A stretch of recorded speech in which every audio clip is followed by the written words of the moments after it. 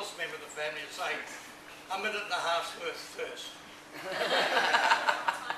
Sounds like I'm on the clock. Firstly, I'd like to say thank you for honouring, as you say, my father, Jack, and Bob Stewart. I think that's a very good way to be. They were good friends. They were both competent dinghy sailors. They raced against each other for most of their life, and it couldn't be a more complementary arrangement to have for the two amateur yacht designers. In this days of professionalism, things are quite different. The legacy that my father left behind is not just the hardware, the boats that you can see, it's the number of people that have been introduced to sailing. And I think even, you know, with the most recent bit of a regatta they've had over at San Francisco, I believe, a number of the people involved there came through a training system that involved frostbites, maybe sunbursts, maybe sabots, or even on boats like Kioriki. The other thing I'd like to, just as a remark, because those of us that raced in the K class for many years will remember how hard it was to get past Helen if you had to go around North Head and the Southwester.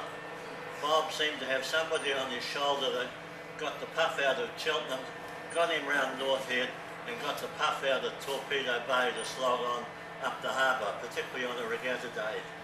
I was very privileged after Bob's death to be approached by the family, and I borrowed the Dove, and we took his ashes down, and accompanied by a number of the Stewart 34 boats, we cast them over the side in those very waters where he so often beat us.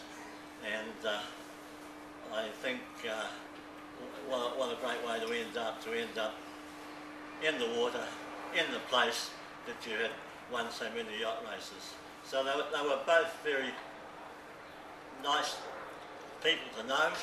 I'm biased, of course, I'm the son of one of them, but Bob Stewart, whenever you met him on the street, would stop and talk to you.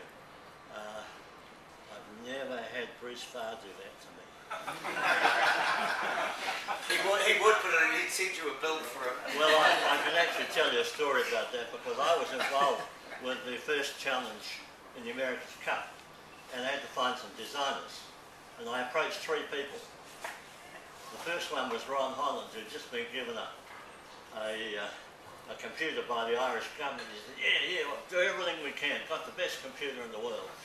I then approached Laurie Davidson. He said, yes, he says, I've got the top 1-tonner and I've got the top 2-tonner at the moment, and I'll do everything I can.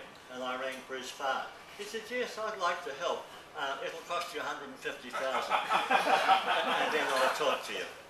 Now that is the difference between the two gentlemen we're talking now, because I don't think either of them ever took a penny for any of the designs that they produced for a number of people.